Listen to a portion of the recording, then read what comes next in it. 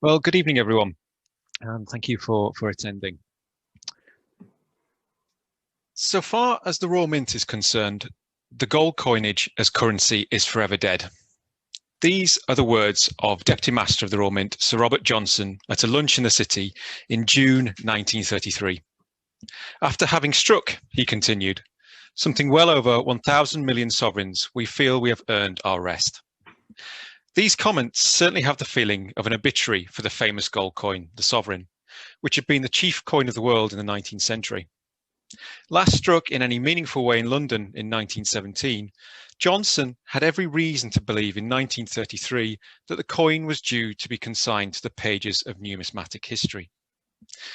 As the depression of the 1930s gripped the world's economies, the remaining branches of the Royal Mint in Australia and South Africa also ended production of the coin, and it no longer played any meaningful role in the official financial systems of Britain or its dependencies. Why, therefore, given this extremely gloomy outlook, was the coin resurrected in 1949? After the economic difficulties of the 1930s, followed by years of conflict, it is inconceivable to believe the official reason put out by the Royal Mint, that the production was purely to allow a younger generation of workers in the Royal Mint a chance to learn by experience how to meet the problems presented by gold coinage. This evening, I want to demonstrate the true reason behind the coin's return. To do so, we will have to look back in more detail at how the British put the sovereign to work during the Second World War. Its use throughout the conflict would have unexpected consequences, which further helped to drive demand for the coin around the globe. It is in this context that the decision to strike more coins must be set, and it's only by examining these factors that the resurrection of the sovereign can be fully explained. When war was declared in 1939, it is widely accepted that Britain was underprepared. It needed to maximise every advantage it had if it was to have any hope of taking on the German war machine. If, as Cicero has it, the sinews of war are infinite money, then the gold sovereign was an unexpected weapon to which the British could turn. Stocks of sovereigns were, of course, not sufficient to fund the entire war effort, but they did present an opportunity. The coin's long history in circulation, its reputation for reliability, coupled with its international reach, meant that, even by the 1940s, it was widely trusted and accepted. As a method of paying for goods and services, or as a means of bribery, it was invaluable. Its role in covert missions and espionage has long since been known, even making it into James Bond novels and films, but the scale and complexity of how the coin was used in the Second World War has not been fully appreciated. Some of this can be gleaned from a letter written to the British Embassy in Athens after the war. Clearly agitated and annoyed, the author felt its duty to correct recent reports that the British government had paid over 30 million sovereigns to the resistance leader, General Zervas, during the Nazi occupation of Greece. Such a claim, he stated, was a lie, and roughly only 250,000 had been received in direct aid, which had, in conjunction with other financial support, helped field an active force varying from 7,000 to 15,000 men for 2.5 years. That it would seem credible to some that 30 million in gold sovereigns had been used in Greece by the British is quite astonishing, and even the lower figure is still not insubstantial. But just taking Greece alone as an example, it is possible to see how important the coin was in wartime finance. Recounting his experiences there as an SOE agent, Captain Pat Evans recalls how sovereigns flowed through every mission. The gold was supplied in metal cylinders from Cairo to the mountains above Pendelofos, and such was the extent of the deliveries that the station developed the sardonic code name Boodle. The coin played a role in nearly every activity. Spies were paid and all local labour costs were worked out in them. Any aid was supplied in sovereigns, the allowance per village being calculated based on a quarter sovereign a head, and 4,000 alone were distributed on this basis on Christmas Eve 1943. Even the occupying German army was using them to pay local workforce and bribe informants. In September 1942, resistance fighters were caught after the Germans offered a reward of 2 to 3 sovereigns per denunciation. As one piece could feed an entire family for a month, it's hardly surprising that they found some takers. The British even feared at one point that the Germans had started counterfeiting them, a suspect coin being urgently sent to the Royal Mint for authentication. Further investigation showed that the missing milling on the edge was not the cause for concern, and it was actually one of the proof pieces struck for the coronation of George VI, which I'm sure you're all aware had a plain edge. Greece was not an isolated example. In the background, the sovereign was being used constantly in other theatres of war. From the fetid heat of an Asian jungle through to the baking heat of an Arabian desert, British operatives were being sent out equipped with sovereigns.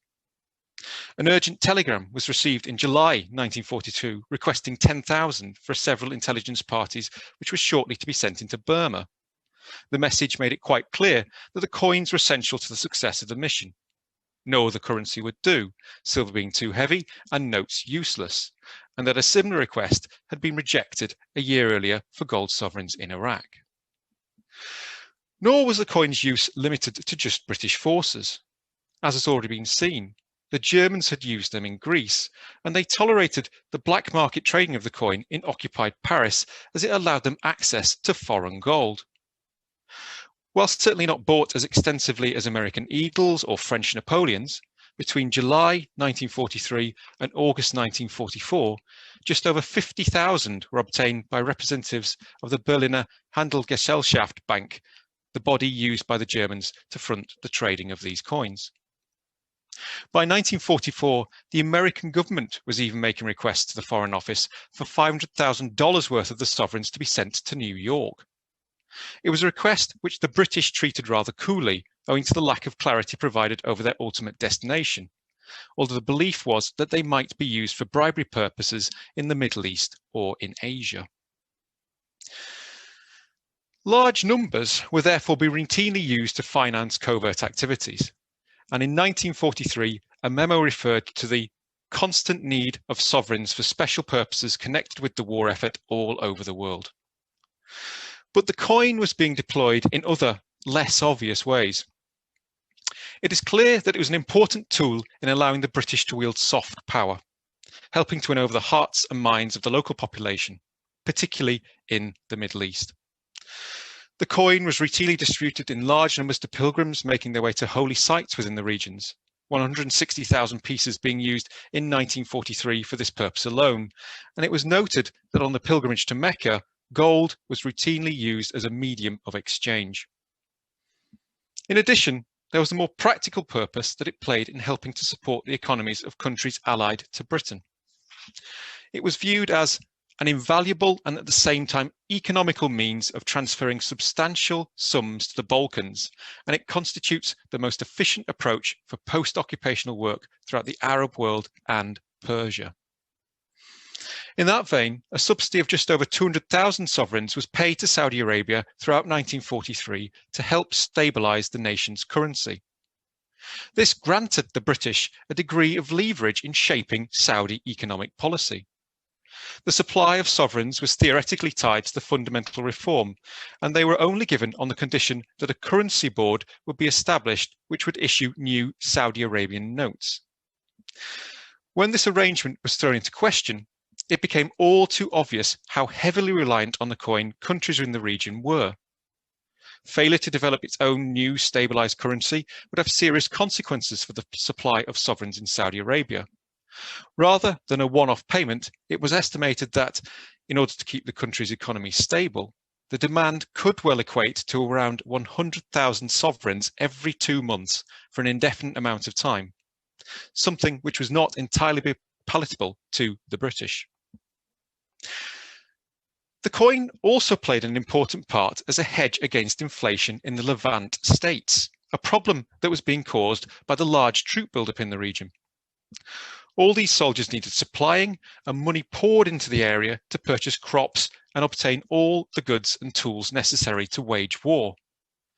Following the age-old law of economics, more active money in circulation forced prices up, and as a method of combating this, sovereigns were traded as a way of taking local currency out of circulation. Just under 200,000 were sold in the Levant in the 5 months to the end of 1943, and the policy was extended more widely to include Egypt and, to a lesser extent, India.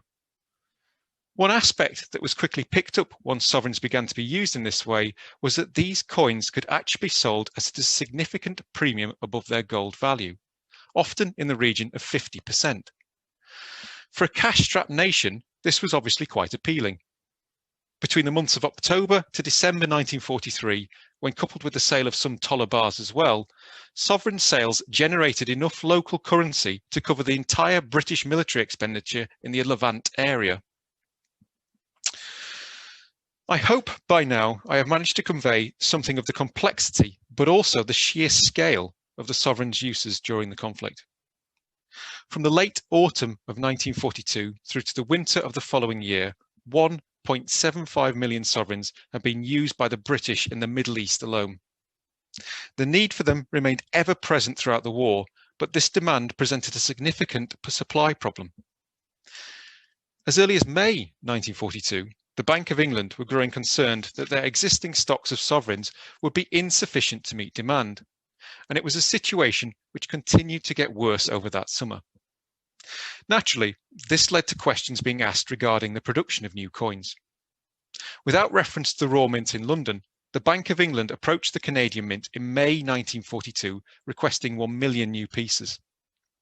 Canada was very happy to supply, provided that tooling was sent out from London, at which point John Craig, Deputy Master of the Mint, was finally consulted. Craig highlighted the significant legal difficulties that this would present. The Canadian Mint was no longer a branch of the Royal Mint and therefore not empowered to strike sovereigns.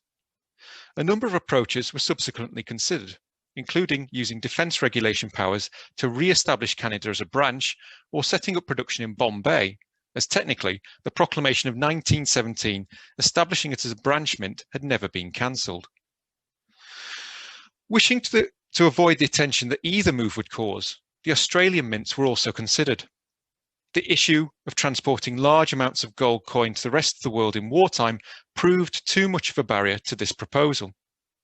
This left London as the final choice, but the Bank of England would have to abate their demand for silver coin for a period of time, as for every million sovereigns produced, 3 million silver pieces would be displaced. That minting was considered at all helps to demonstrate how seriously the demand for gold sovereigns was, particularly as the coin had not been struck in large numbers anywhere around the globe for well over a decade. Ultimately, all the options for production were too unpalatable to consider, each presenting as they did their own problems. Instead, the British authorities looked to identify stocks of the coin not directly under British control, but within its sphere of influence. These could then be exchanged for bar gold held in safe locations elsewhere. Ideally, the coin could already be found in key theatres of war, helping reduce the dangers presented by transporting gold, but all avenues of supply were considered, including unsuccessfully consulting the Americans for stocks they might have. 4 million pieces were, however, identified as being held by the Egyptian National Bank. As Africa and the Middle East were active fronts in the war, the location of the sovereigns was perfect, but 18 months of difficult and protracted negotiation had, by the summer of 1942, failed to extract them. The Egyptians were deeply reluctant to hand over the coins, which were held by the bank as cover for their note issue. It was a situation complicated by the growing threat posed to Cairo by Rommel's advance through North Africa. As the military situation grew increasingly grave, desperate plans were drawn up and approved by the Prime Minister, Winston Churchill, to forcibly remove all gold sovereigns from the bank should this prove necessary. As it happened, this Machiavellian scheme, as it was described by the then British ambassador to Egypt, Sir Miles Lampson, was never enacted. The Battle of El Alamein held up the Axis army, and the Egyptian government eventually agreed to release some of its sovereigns against bar gold, which was to be delivered to Cairo. Arrangements were duly made to ship 584 gold bars, approximately 8 tons of gold and worth roughly 320 million today, from Durban to Cairo in exchange for initial million sovereigns. So heavy was the demand for the coin that by the end of 1943, nearly all of the Egyptian stock of sovereigns had been taken for use by the British. As reserves ran dry in Egypt, attention was turned to Asia. Roughly 10 million more sovereigns were identified as being held by the Reserve Bank of India. These would, of course, prove useful for covert activities, but they were also viewed as a potential source for future gold sales in the Middle East. Initially, 2.5 million were earmarked on the understanding that, as with Egypt, bar gold would be delivered to India from South Africa. Owing to the dangers of transportation, it was felt appropriate to do so in smaller sums, and this began with an exchange for $250,000 in February 1943. Unlike the First World War, which had removed the sovereign from its pedestal, rather than entrenching its declining fortunes, the Second World War actually had the opposite effect. The coin had certainly been traded in the years prior to the conflict, but the reliance the British placed on it during the war for covert operations, financial support to friendly governments, and for hedging against inflation had two main outcomes. Firstly, the constant demand for sovereigns succeeded in flushing large stores of the coin out of bank vaults across the globe, most notably from London, Cairo, and India. Secondly, in areas such as the Balkans, the Middle East, and parts of Asia, this led to the coin becoming a part of these areas' wartime and immediate post-war economies. Indeed, its use as a medium of exchange or as a method of managing the local economy had actually been encouraged by various British policies and initiatives. The great irony is that the revival of the coin's fortunes wasn't witnessed in Britain. Quite the opposite, in fact, as sovereigns drained out of the country for use thousands of miles away. Whilst the use of the gold coin had been a necessity of war and had clearly helped smooth Britain's path to victory, it was not without complications. These began to hit home in 1945 when the war-torn economies of countries needed to be reconstructed. Reflecting on their policies in the Middle East, it was felt that, although it had achieved some success, the anti-inflationary sale of sovereigns had been a waste of a valuable limited resource. Furthermore, it had started to undermine the local note issue. Once a trader had received gold for goods, they wanted it again next time, all of which was damaging to the long-term confidence of the paper currency. It had, in the words of the Foreign Office, been a highly dangerous policy, which would ultimately lead to greater reliance on gold sovereigns, something which the British at the end of the war could ill afford. The impact and consequences of the wartime sovereign policy is nowhere better demonstrated than in Greece. Ravaged by years of conflict, as soon as the Axis powers were expelled from the country, it fell into bloody civil war. The newly restored right-wing government, backed by the British Army, were on one side, and the communist resistance fighters, who had so recently been working with the British forces to remove a common enemy, the other. Greece now became a piece on the board of a rapidly developing Cold War chess set. By 1948, over 2,000 villages had been destroyed, 1/4 of the country's buildings lay in ruins, 1 million people were refugees, and over 34% of the population depended on appropriations from the national budget. The human cost of the war was truly terrifying, and approximately 19% of the population had suffered a violent death or incurred chronic disabilities. As can be imagined from this bleak picture, the economy was in a complete state of disarray. Inflation was rife, and in March 1948, the drachma traded at an eye-watering rate of 170 quadrillion to a single US dollar. Confidence in the paper currency was almost entirely non-existent, and the vacuum left was filled by, of all things, the gold sovereign. The Foreign Office estimated that between the British and the Germans, roughly 2 million sovereigns had been pumped into Greece during the war. So bad was the state of the drachma that by the time of reoccupation in 1944, paper money had ceased to circulate in the rural areas, and there were more sovereigns in active circulation than actual notes. As hard as it is to imagine, it was the British gold sovereign which predominated in the Greek economy, with all prices in shops being adjusted several times a day to reflect the changing gold price of sovereigns.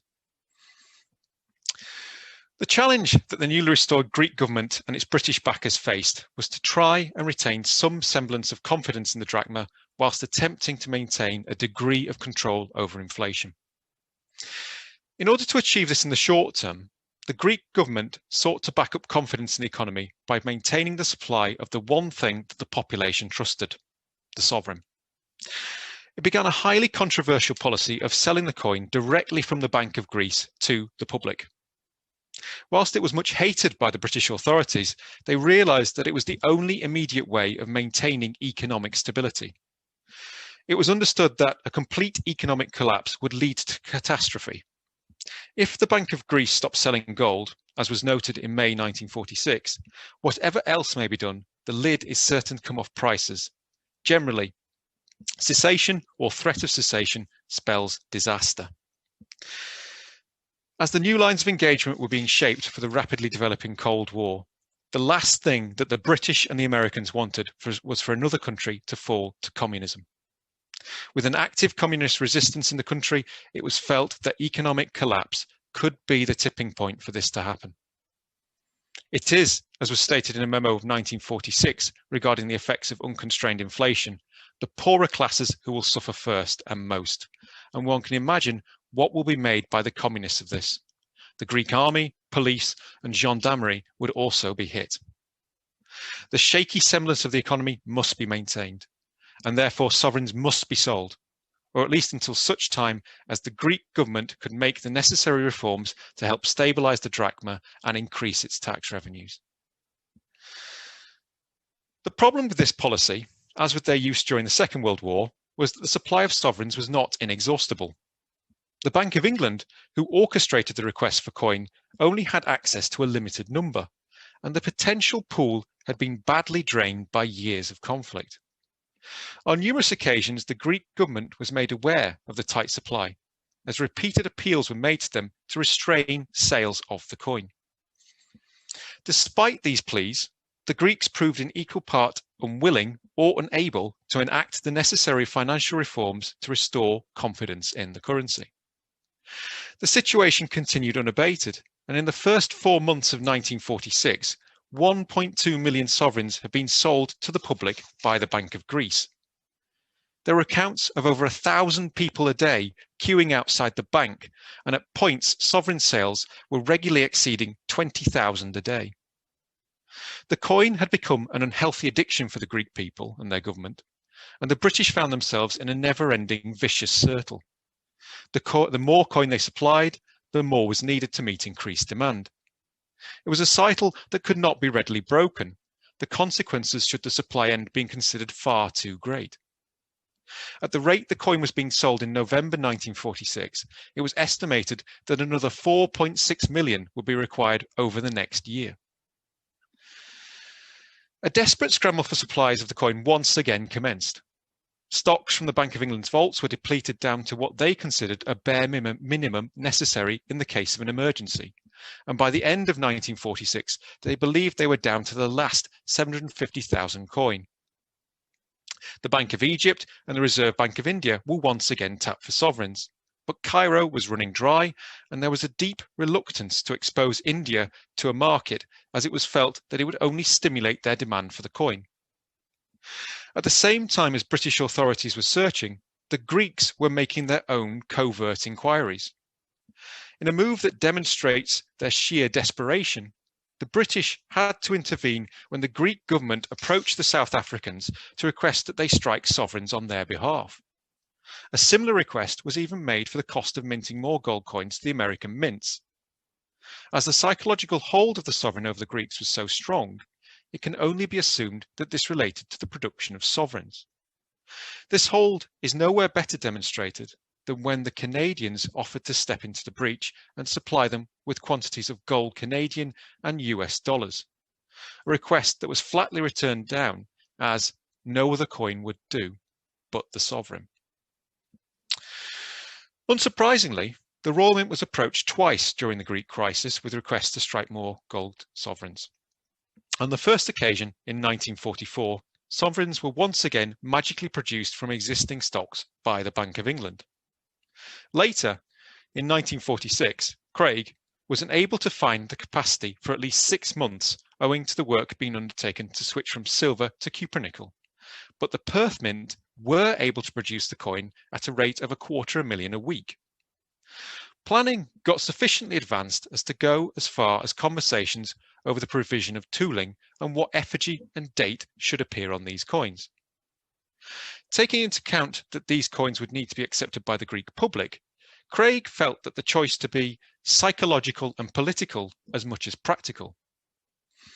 He offered up either a portrait of George V and the date 1931, the last year that the coin was struck in Australia, or George VI, dated 1947. Interestingly, he was reluctant to use a 1932 date, the last year sovereigns had been struck in South Africa, as this created, in his view, a numismatic curiosity. The coins, as I'm sure you're all gathered, were never struck. The reason was simple. The Greeks had run out of gold. All the coins acquired over the last few years had been in exchange for bar gold, and with this running out, they had none left to provide to strike more sovereigns. The question of new coins was therefore quietly killed off in December 1946. The British had also run out of steam in Greece. They had their own broken country to mend, and could not afford to run another as some kind of British protectorate. As a result, a deal was reached with the Americans, who stepped in from early 1947. Looking back on the Greek situation, the Foreign Office felt that, although the sale of sovereigns alone would have never fixed the problem, its use had some merits. It had helped the Greeks through a difficult year, prevented complete economic collapse, and importantly, staved off pressure from Russia. In addition, the time that sovereign sales had bought had been used to slowly rebalance the budget, increase productivity, and set industry back on its feet again. The consequences of the policy towards sovereigns during the war and in Greece must have clearly shaped the thinking of British authorities. By pumping millions of coins into active use, they had inadvertently breathed life into the embers of what until 1939 had been a slowly fading international currency. It created a demand. Take Saudi Arabia. Yes, this was a country in which the gold sovereign had been used pre-war.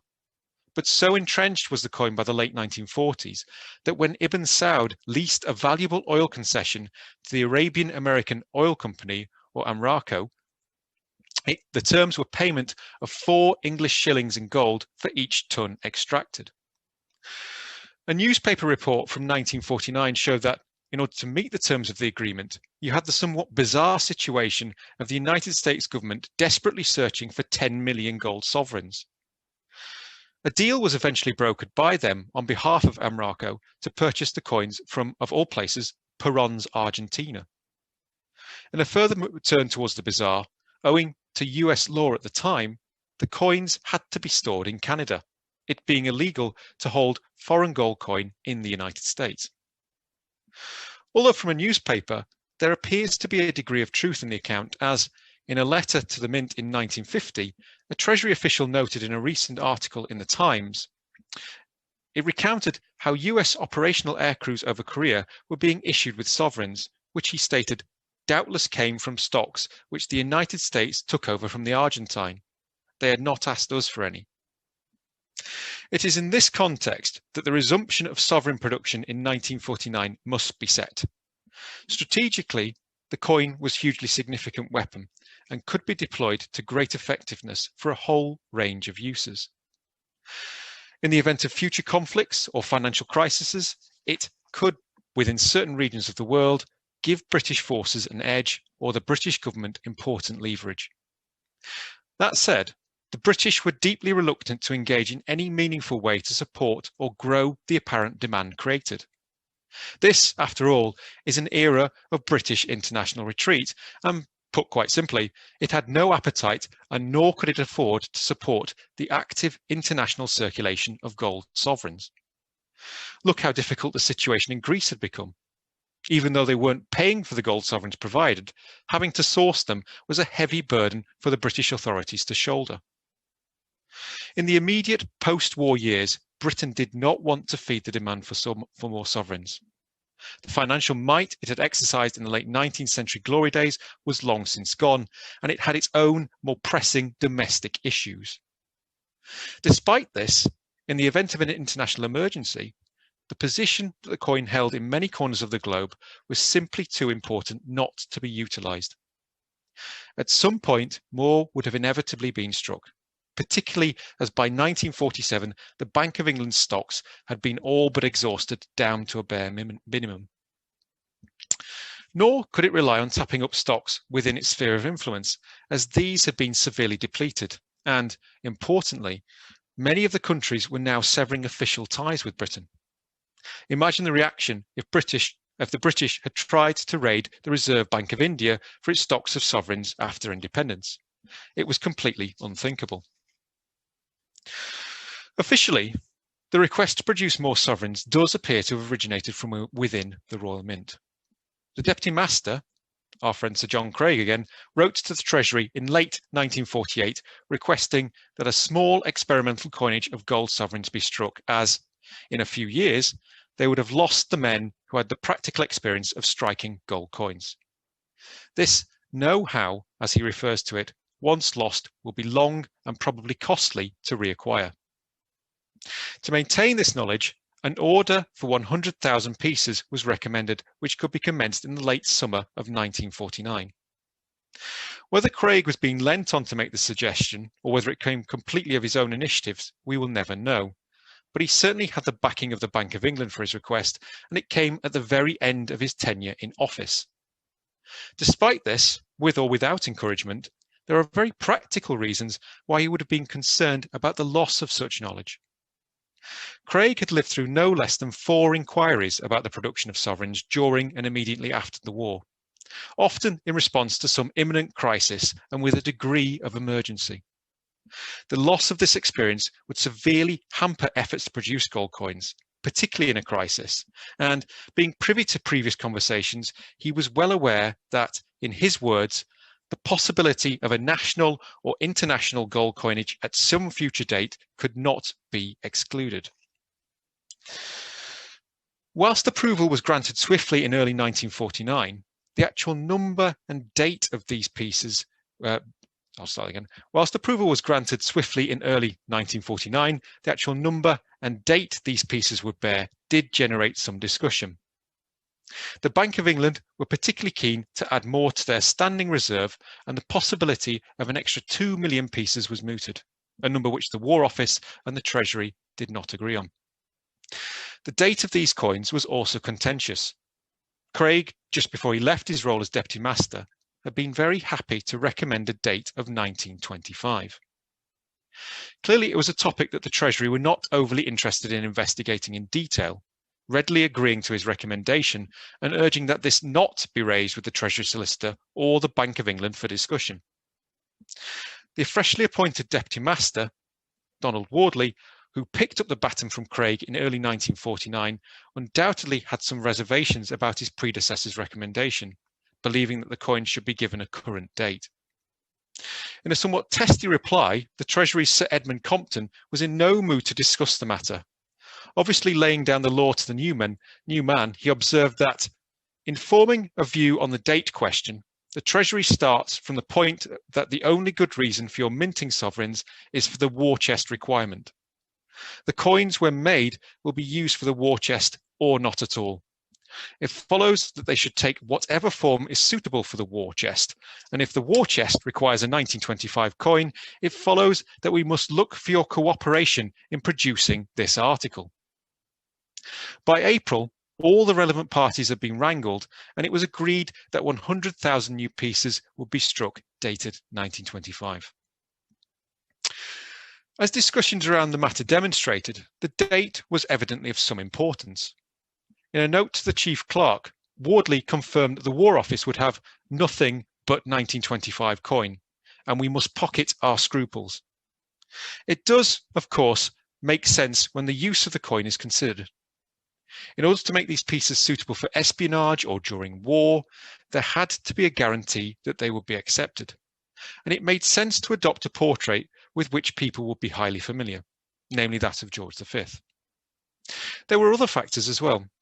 The Bank of England were deeply concerned about the effect any newly dated coin would have on what it described as a morbidly sensitive monetary market. They felt that the political effects of this, particularly regarding the Americans and the Russians, should sovereigns start being used in Europe or the Middle East, would be, in their words, unfortunate. In their turn, the Treasury were nervous on this point and wanted to prevent any impression to the rest of the world that Britain was about to start premium gold sales, or to give the impression that some form of return to a gold standard was imminent. As ever, the practical was weighed against the political. Whilst the premise of just maintaining knowledge and expertise was not the reason that these coins were struck, it does not mean that the mint did not try to learn from the experience. Towards the end of the production run, an experiment was undertaken to attempt to improve the colour of the coin, there being a feeling that the newer pieces struck from the traditional alloy of 22 parts gold and 2 parts copper were far redder in appearance than their earlier sovereigns. Consequently, a number were produced in 2 batches using modified alloys incorporating various proportions of small amounts of silver. A third trial was also undertaken where blanks of the traditional alloy were treated with acid.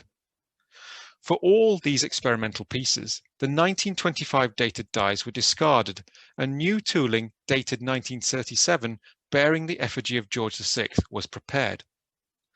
Unlike the plain edge pieces which were produced in that year, these trial coins were milled and had a very slightly wider edge. Whilst the majority were, rather regretfully for those involved, melted down in late 1949, an example of each was preserved, and these can now be found in the museum's collection.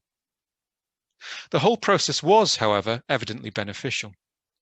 The experiment has been interesting, the final report goes. We learned, unlearned, and relearned a lot. It is hardly surprising that considerations for sovereign production were being confronted in 1949. Cold War tensions were on the rise. The North Atlantic Treaty was just signed. Russia conducted its first successful nuclear bomb tests, and Mao Zedong proclaimed the People's Republic of China after declaring victory in the country's civil war.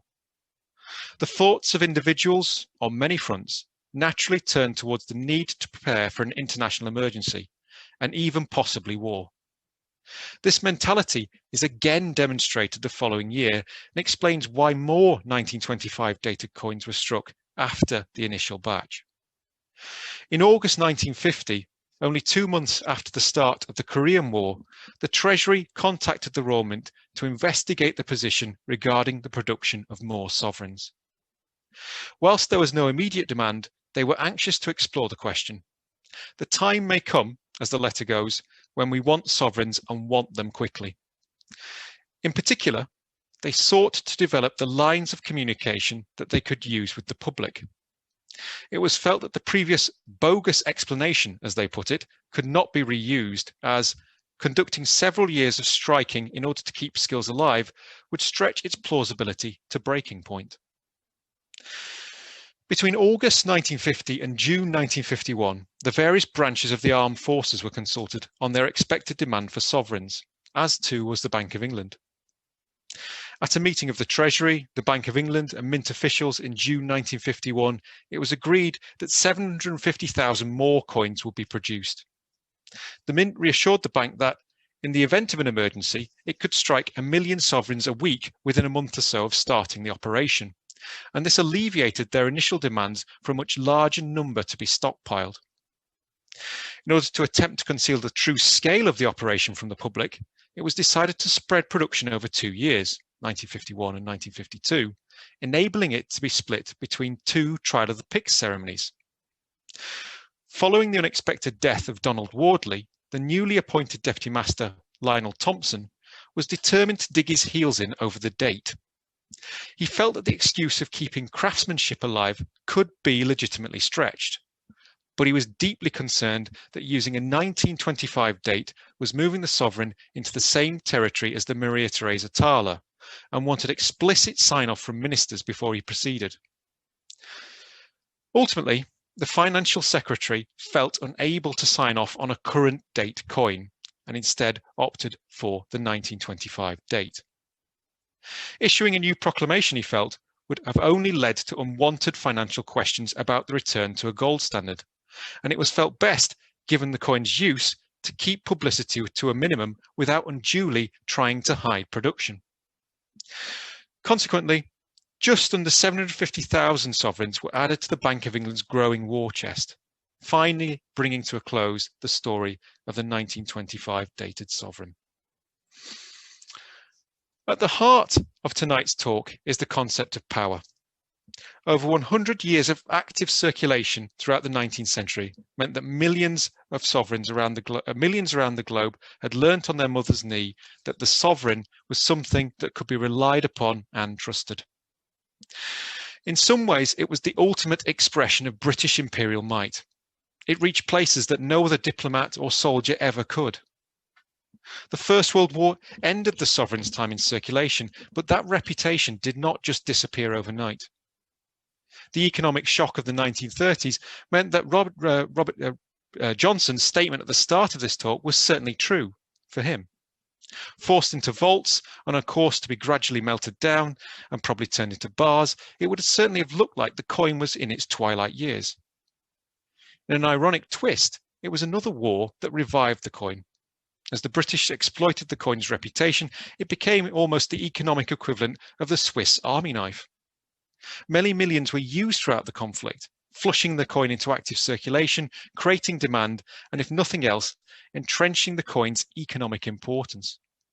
These policies, which drained British supplies of the coin, its reputation, and the turbulent political climate of the Cold War in the late 1940s, meant that it was actually inevitable that, at some point, the government would have turned to the mint to strike more.